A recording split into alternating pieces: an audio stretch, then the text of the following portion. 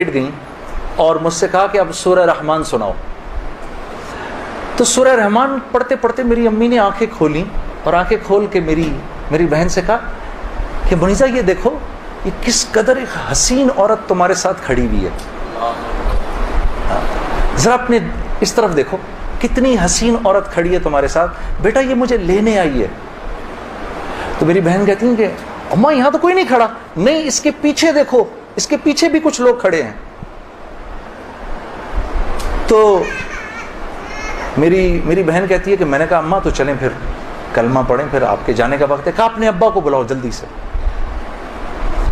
تو میرے ابا آئے اور میرے ابا کو کہا کہ دیکھیں میں نے ساری زندگی آپ کی عزت کا خیال رکھا, میرے لیے بس وہ نمبر 1 چیز تھی, اس میں اگر کوئی کمی بیشی ہوئی ہو تو مجھے معاف کر دیجیے گا.